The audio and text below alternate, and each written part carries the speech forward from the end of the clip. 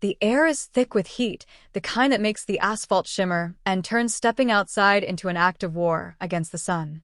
Inside, though, my home is a fortress of cool, humming efficiency. I sink into my couch, sipping iced tea, watching my smart home's energy monitor tick along. Perfect. My solar array is running at peak efficiency. My custom battery wall is charged to 98%. The entire house, lights, AC, security system, even my coffee maker, is running off my own power. I don't owe a single cent to the city grid. And that's a problem. Not for me. For them. I live in Oak Ridge Estates, a gated community where money is old, skin is mostly pale, and the HOA rules are stricter than federal law. I moved in a year ago, hoping to enjoy peace and quiet after years of grinding to afford this place. But Karen Whitmore, the HOA president, had other plans.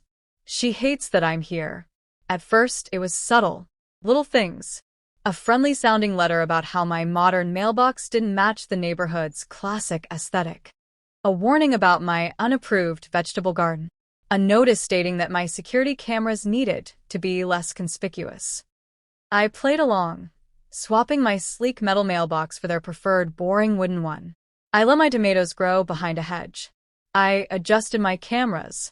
But then she learned about my power system. And that's when the real battle began. A month ago, I got the first official HOA notice. All homes must remain connected to the municipal power grid to ensure neighborhood uniformity and safety. Translation? Pay the city like everyone else, or we'll make your life hell. I appealed. They denied me. I ignored them. Then today it happens. A flicker. Then silence. The hum of my home, the cool, efficient energy flowing through my walls, dies in an instant. My smart home monitor blinks an alert. Power disconnected. No way. I rush to the garage, checking my system. The panels are fine. The battery wall is fully charged. But the connection to my circuits? Cut. My stomach tightens. I step onto my porch, my fists clenched at my sides. And there she is.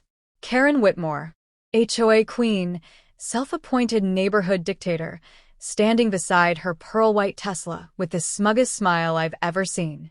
A city utility truck idles at the curb. A worker lingers nearby, not meeting my eyes. She waves. Oh, dear. Power issues. I take a slow breath. Keep my voice steady. What did you do? Her smile widens. Just enforcing the rules. She thinks she's won. She has no idea who she just messed with. I don't react. Not yet. Karen's waiting for that. Waiting for me to snap. To raise my voice. To give her a reason to play the fragile white woman card. Not today. I force a slow exhale, scanning the scene.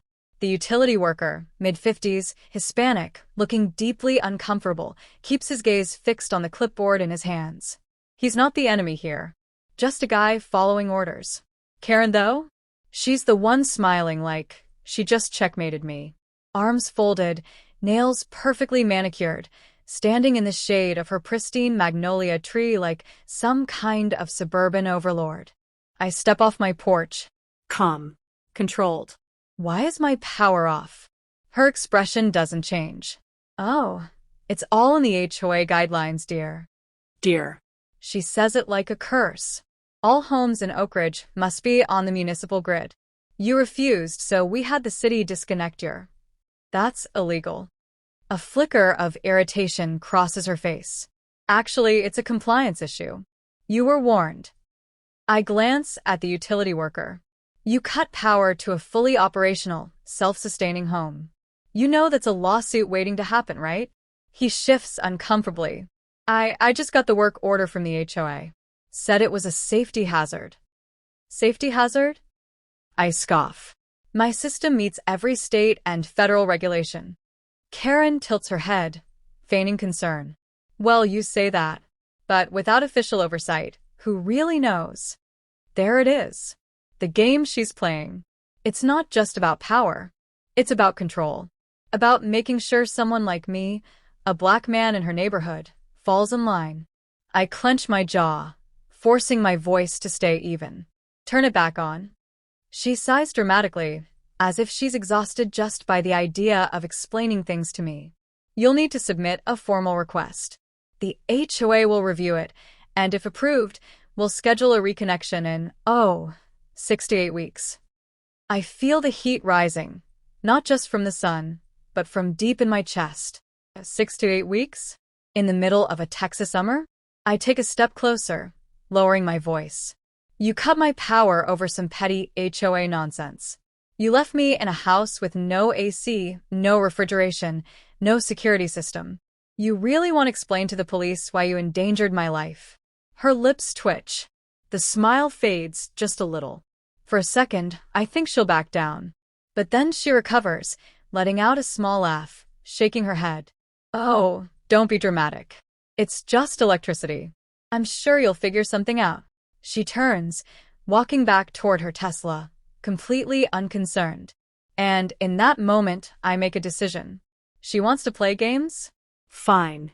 I'm about to show her what real power looks like. I stand there for a long moment, watching Karen drive off in her pearl-white Tesla, the sun reflecting off the sleek, overpriced metal. My house is dark. My power is gone. And the worst part? She thinks she's won. I pull out my phone and start making calls. First, the city utility office. After 5 minutes of hold music, a bored-sounding rep tells me exactly what I expected. Your HOA submitted a request under community-wide safety concerns. Since your home is technically still grid-connected but inactive, we processed it as a compliance issue. I grit my teeth. Did they provide any evidence of a safety concern? A pause. Then, no, sir. But the HOA has jurisdiction over neighborhood energy regulations. You have to go through them to appeal. I hang up. My head is pounding. Next, I call an electrician friend, Malcolm. He shows up within the hour, sweating under the brutal sun, tool belt slung over his shoulder. He examines my system, frowning. This wasn't a routine disconnection, he mutters, running a hand over the severed conduit. They didn't just cut the feed from the city. They sabotaged your relay, fried it. You can't reconnect even if the power comes back. My blood goes cold. That wasn't negligence. That was intentional. Karen didn't just want me to comply. She wanted to cripple my system. Can you fix it? I ask. Malcolm hesitates. Yeah, but it'll take some time. And a permit. I know exactly what that means. If I file for a permit, the HOA will block it. And even if they don't, Karen will make sure it gets lost in processing for weeks. I exhale slowly, forcing myself to think. I'm an engineer. Problems have solutions. You're gonna fight this, right? Malcolm asks. Damn right. The HOA meeting. 2 days later, I'm standing in the Oak Ridge Estates clubhouse, facing a long table of HOA board members. Karen sits in the middle, her pearl necklace gleaming under the fluorescent lights. A dozen residents are here too, whispering among themselves. Most won't take sides, but they want to see a fight. I keep my voice calm, but firm. You illegally cut my power and damaged my personal property. Karen offers a condescending smile. We followed HOA protocol. I drop a folder onto the table. No, you didn't. Inside is a copy of every energy regulation in the state, every legal precedent supporting my right to operate an independent system, and a report from Malcolm detailing the criminal destruction of my relay. Karen barely glances at it before leaning back in her chair. Oh, we love the enthusiasm, but these technicalities don't override HOA policy. I clench my jaw.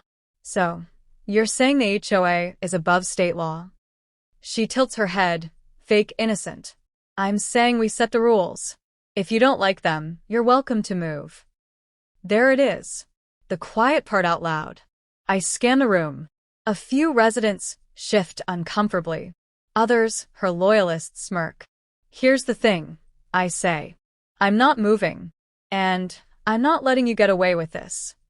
Karen sighs dramatically, turning to the board. This is getting exhausting. I propose we table this discussion. Let's give Mr. Davis time to cool off. The board nods in agreement. Discussion over. The final straw. That night, as I sit in my dark house, something clicks into place. They expect me to wait, to play by their rules. But I don't play games I can't win. So I make a new plan. Karen wants a power struggle? I'm about to end it. I've had enough. For days, I've been sitting in my powerless house, sweating in the Texas heat, watching Karen parade around the neighborhood like a queen surveying her kingdom. She thinks I've given up, that I've accepted defeat. She has no idea what's coming. Tonight, that changes. I pull into the HOA meeting just as the sun sets, my truck rumbling into the clubhouse parking lot. The place is packed. Word has spread that something is about to go down.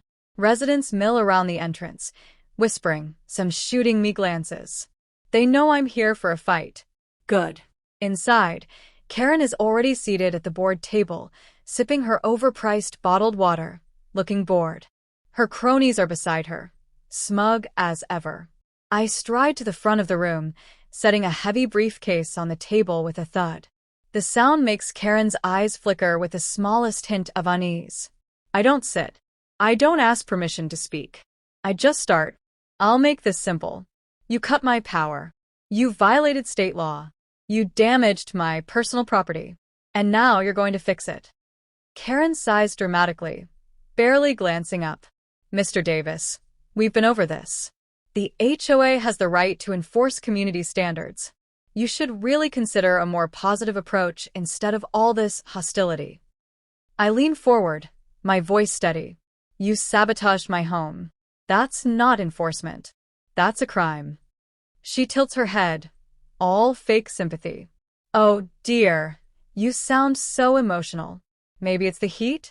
If only you had electricity. Laughter ripples through the room. I let it happen. Let her bask in her little victory. Then I open the briefcase. Inside, a full forensic report from an independent electrical inspector. High-resolution photos of the severed relay, proving deliberate tampering. And best of all, a recording. I tap my phone, and Karen's voice fills the room. If you don't like the rules, you're welcome to move. We set the rules. If you don't like them, that's your problem. Karen's face drains of color. The smirk vanishes. I turn to the board. That's evidence of willful misconduct and property damage. And if my power isn't restored by tomorrow, I file a lawsuit. The board members exchange nervous glances. They aren't loyal to Karen. They're loyal to not being sued. Karen recovers fast, forcing a laugh. Oh, please. That's not. I hold up a second document. And this is a formal complaint to the State Energy Commission. If you don't act, the state will. Silence. The laughter? Gone. The residents? Whispering, murmuring, eyes flicking between me and Karen. She knows she's cornered. But she makes one last mistake. She doubles down. Karen stands, trying to regain control. This is ridiculous. He's manipulating the situation. You all know what his kind do.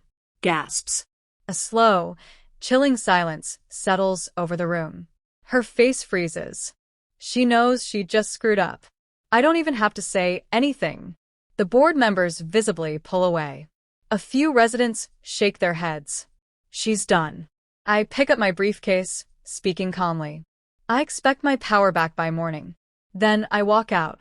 Outside, a few residents glance my way. Some nod. Others avoid eye contact, embarrassed. But I don't need their approval, because I just won. I wake up the next morning to the hum of electricity. The lights flicker on. The fridge hums back to life. The fans spin overhead, pushing the stale heat out of my house. I take a long, satisfied breath. Looks like the HOA caved. But I'm not done. Karen thought she could get away with this. Thought she could push me out of my own home. She needs to learn a lesson, one that won't just end with my power coming back. She's about to lose everything. The investigation begins.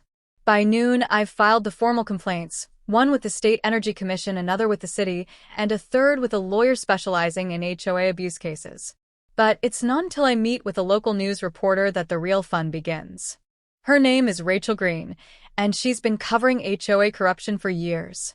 When I show her my evidence, the forensic report, the audio recordings, the pattern of discrimination, her eyes practically sparkle. This is big, she says. If I can get a few more sources, I can run a full investigation. I already know where to start. The whistleblower. I spend the afternoon knocking on doors, talking to neighbors. Most pretend they don't see me. Others offer awkward excuses.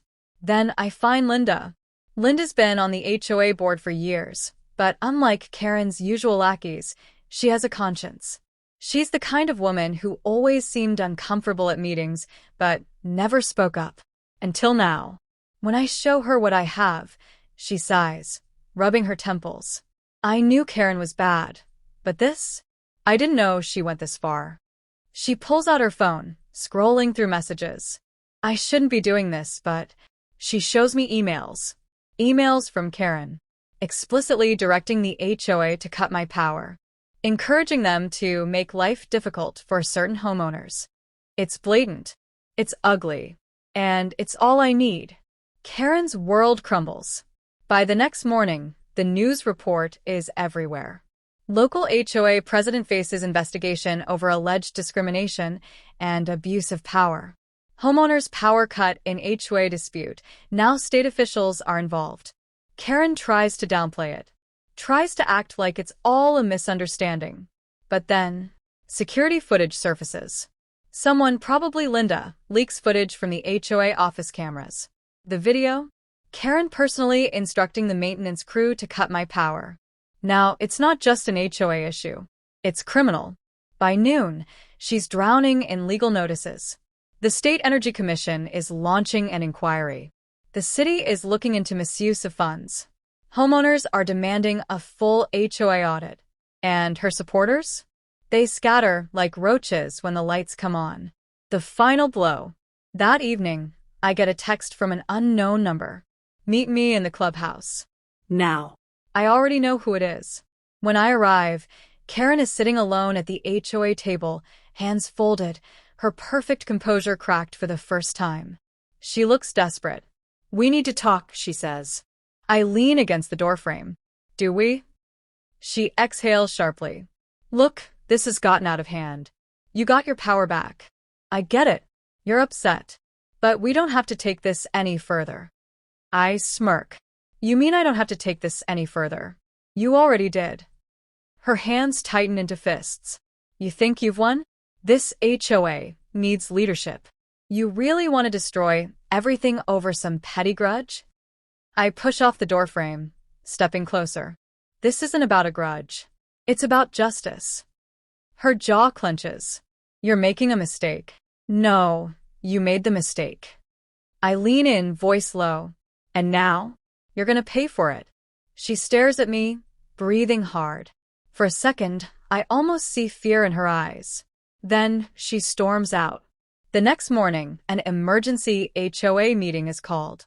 The board votes to remove Karen as president. And just like that, her reign is over. Karen is done. The HOA emergency vote removes her as president unanimously. Her former allies don't even try to defend her. They won't go down with her. But it gets worse for her.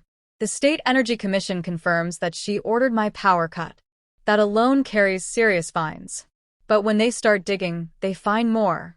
Karen wasn't just abusing her power, she was embezzling HOA funds. The arrest. A week later, I'm on my porch, sipping coffee, when I hear the sirens.